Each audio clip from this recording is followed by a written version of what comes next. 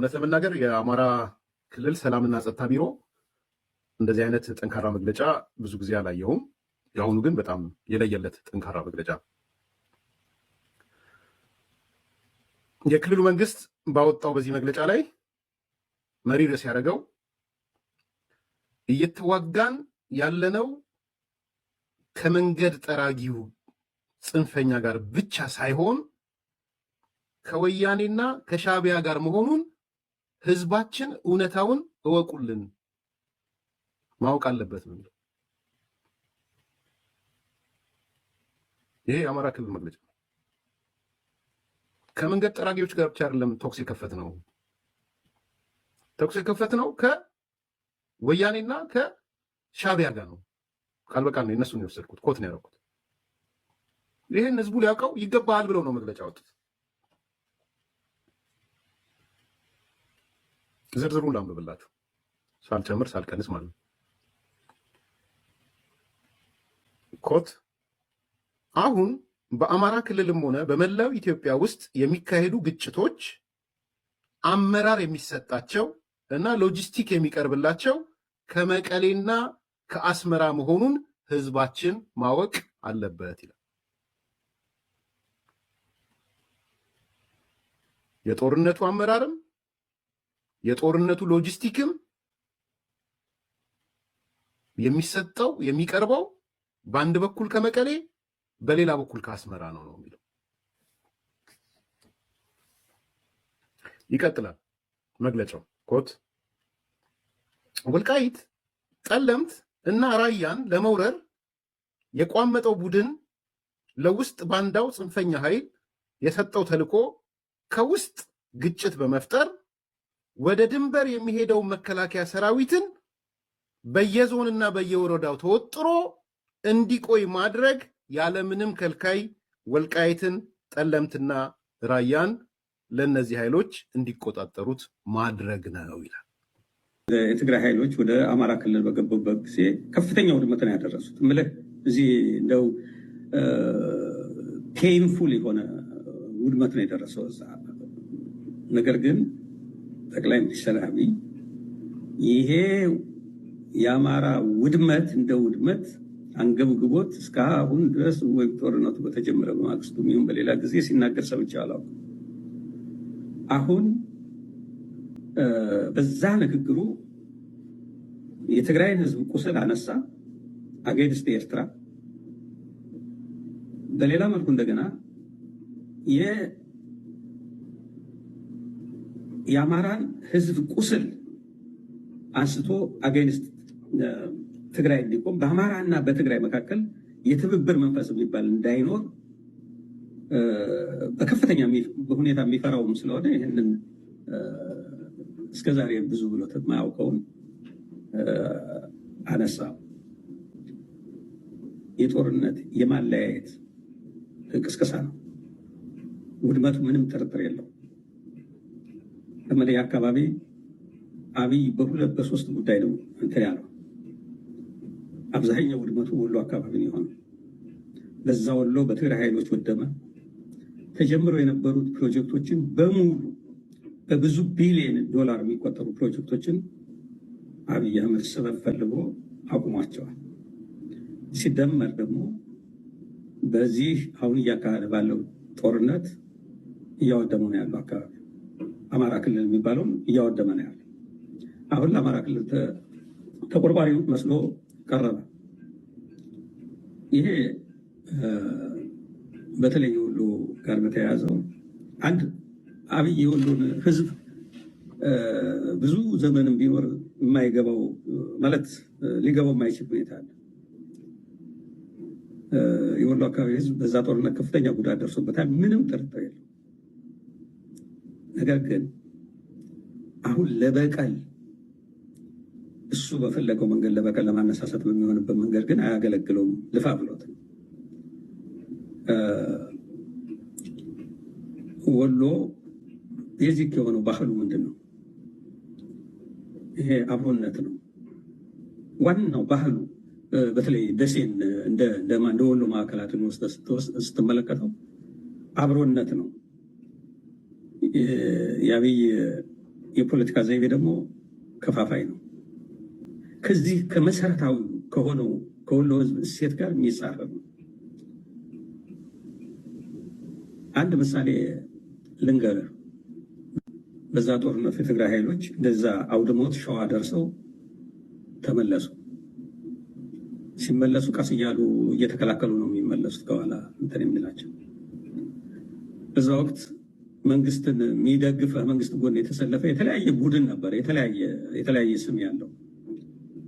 ከአንድ አካባቢ የመጣ በፋኖ ስም የተደራጀ ደሴ ከተማ ይገባል።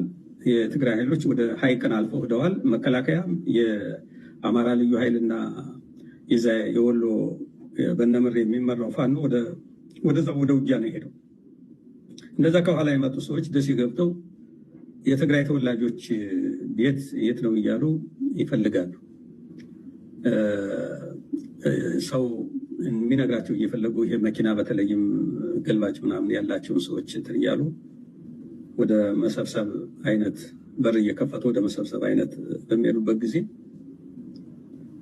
እዛ የሆኑ ማውቃቸው ሰዎች ስልክ ደወሉና ወደ ቤንሻንጉል አካባቢ ነው የነበርኩት ያኔ። ስልክ ደውለው ምንድን ነው ያለው? እንደዚህ ከዚህ አካባቢ የመጡት ቡድኖች ደሴ ውስጥ ገብተው የትግራይ ተወላጆች የሆኑት ሰዎች ቤትና ንብረት የት ነው እያሉ እየፈለጉ ንብረት እየዘረፉ ነው። እኛ በቲፒኤልኤፍ ሰራዊት በከፍተኛ ሁኔታ ውድመት ደርሶብናል። ነገር ግን እዚህ ያሉት ትግረኛ ተናጋሪ ወይም የትግራይ ሰዎች የእኛ ሰዎች ናቸው። ግንኙነታቸውን እነዚህ ልጆች ከሌላ ቦታ የመጡ ልጆች አያውቁም። አጥፍተው ከሆነም እኛ በራሳችን በባህላችን ጥፋታቸውን እንትን እንላለን እንጂ አሁን በስመ የትግራይ ተወላጅ ንብረታቸው የሚቀማበት ሁኔታ ወይም ደግሞ ቤታቸው የሚዘረፍበት ሁኔታ በፍጹም መኖር የለበትም። ለምነናቸዋል፣ አልሰሙንም። አስወጣል ንገርና ለሚመለከታቸው ለሚያውቃቸው አስወጣለን። ከዚህ ካልወጡ እነዚህ ሰዎች ጋር ጠብ መግጠማችን አይቀርም። እንደገና እነሱ ከመጡበት አካባቢ ወገናችን ጋር ሌላ ጠብ እንዲፈጠር አንፈልግም። አንተ እንትን በልና እንዲወጡ አድርገልን፣ ያለዛ አሁን ሌላ እርምጃ ልንወስድ ነው፣ እባክህ አደራህን ብለው እንትን አሉ። ይህን ሲናገሩ ምንድን ነው እንትን እነዚህ ሰዎች እዛ የሚኖሩት እኛን አምነው ነው የሚኖሩት። ከእኛ ጋር በብዙ መንገድ የተሳሰረ ነው። እነሱ አይደለም በጦርነቱ ውስጥ እንትን ያሉት የጎዱን፣ ሌላ አካባቢ የመጣ ነው የጎዳ እና እነዚህ ሰዎች ሌላ ጉዳት እንትን ሳይል ጉዳት ሳያደርሱ እንዲወጡ አድርግልን ሲልህ ይሄ ምንድን ነው የሚያመለክተው? እኔም ደወልኩና አንዱ ሌላ ቦታ ላለ ሰው አጋጣሚ የሚያውቃቸው እነዛን ሰዎች ነገርኩት። ቶሎ በአስቸኳይ ካልወጡ ከፍተኛ ጉዳት በእነሱ ላይ ይደርሳል፣ ሌላ ጦሱ ደግሞ እንትን ይላል አልኩኝ። እነዛ ሰዎች በበነገታው እቃቸውን ጠቅልለው ወደ መጡበት ተመለሱ። የወሎ ህዝብ በዛ ስሜት ውስጥ ሆኖ እንኳን ማለት ነው በዛ ስሜት ብዙ ንብረት ብዙ ተቋሞች ወድመዋል፣ ፋብሪካዎች ወድመዋል፣ ዩኒቨርሲቲዎቹ፣ ኮሌጁ፣ ሆስፒታሎቹ፣ የግለሰብ ሆቴሎች። አይ ቲንክ መሰረታዊ ነገሩ ይሄ ነው።